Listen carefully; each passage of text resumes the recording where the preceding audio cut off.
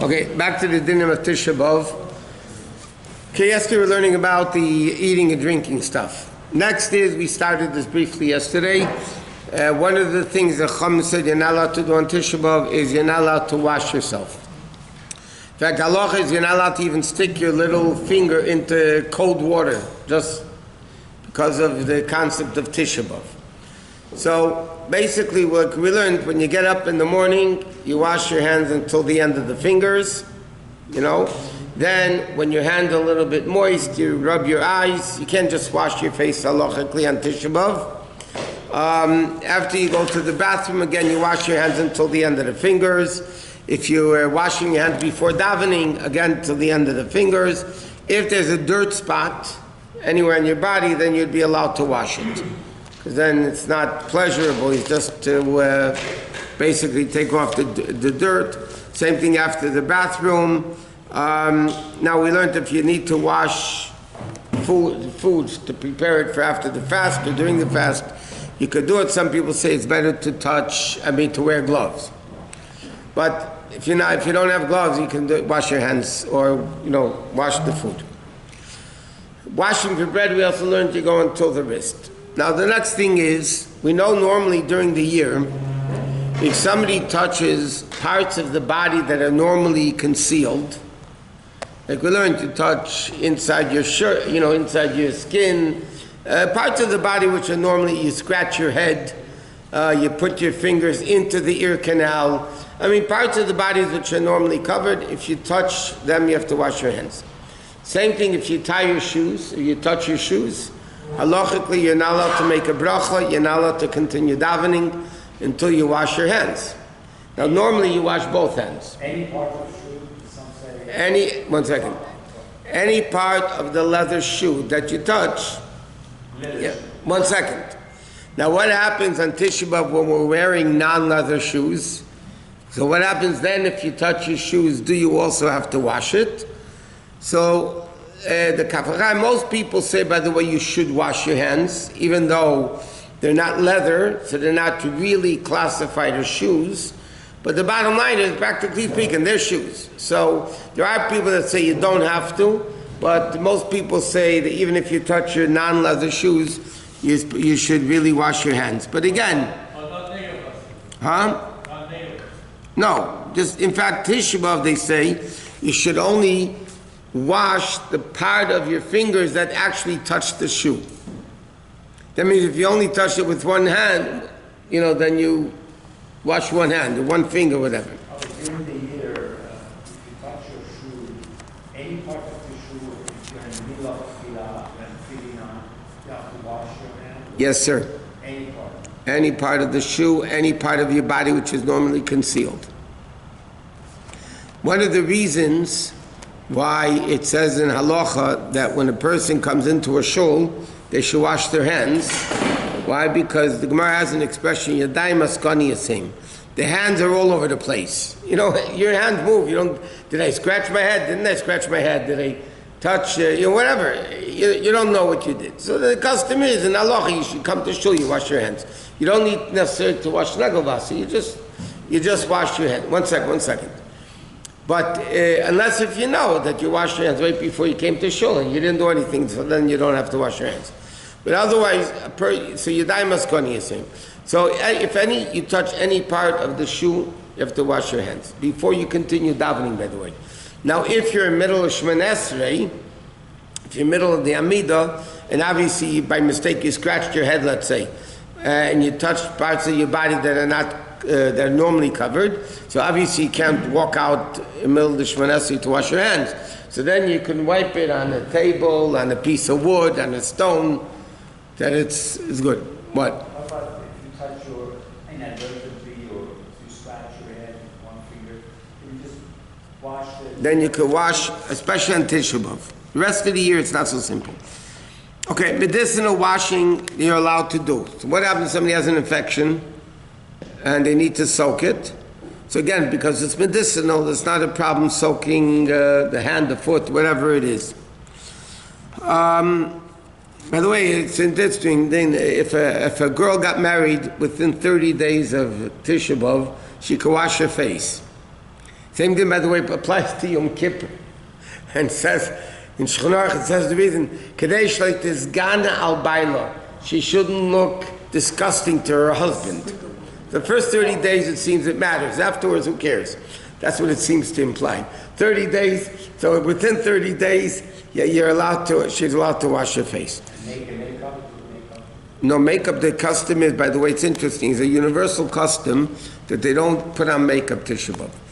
We'll learn later a bunch of other things, like until midday Tisha B'Av, there's an old, it's brought down in halacha already, but I'm saying there's an old Jewish tradition that you don't do household chores until Tisha B'Av day 1 o'clock. Like the old Yiddish minhag is you don't even make the beds in the morning until 1 o'clock, because the whole purpose of Tisha B'Av is to be involved in the morning of the morning MOUR, of destruction of the Beis Hamikdash. So even household chores that people technically would be allowed to do, but it says in halacha they should put it off until after 1 o'clock. Now, colognes, perfume, all that type of stuff is forbidden on Tisha B'Av, but if somebody wants to put on deodorant to take away or to prevent a bad smell, that they would be allowed to do. Okay, next is not wearing leather shoes. So the din is like this. One of the inuyim, both Yom Kippur and Tisha B'Av, that you're not allowed to wear leather shoes. Because the Torah says, by Yom Kippur, which is different than Tisha B'Av, ta'anu es nafshi seichem. You have to afflict your souls. And the Torah gave over the description of afflicting your souls to the Chachamim, to decide what is called inui, what is called affliction, what is not. But on Tisha B'Av, it's also because of Avelos. Just like a mourner during Shiva doesn't wear leather shoes, unless if they have a medical condition, but you're not allowed to wear leather shoes. So Tisha B'Av, like we said, is similar to the concept of Shiva, so you're not allowed to wear shoes. But that means if any part of the shoe is leather, you're not allowed to wear it. In other words, if you have a sneaker, let's say, that the front is...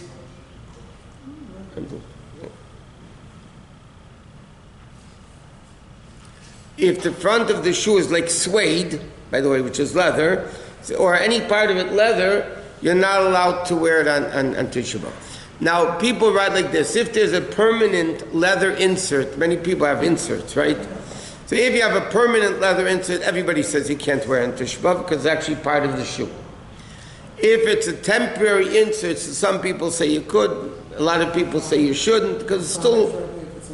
By the way, another thing, if you're wearing leather socks, it's also not allowed, because leather socks, i.e. shoes, so you're covering your feet.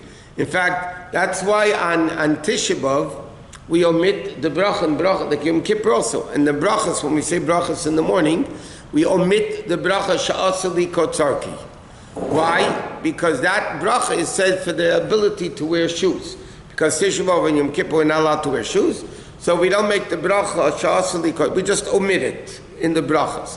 So some people have a minhag that when Tisha B'Av or Yom Kippur is over and they put the leather shoes back on, they say the bracha then. But our custom is we don't say the bracha until the next morning. Orthotics, if it's medically necessary, yes. If somebody has infections or whatever on the feet and they can't wear non-leather shoes, but today's non-leather shoes, you know, there are poskim in halacha today that write today's non-leather shoes are more comfortable than leather shoes.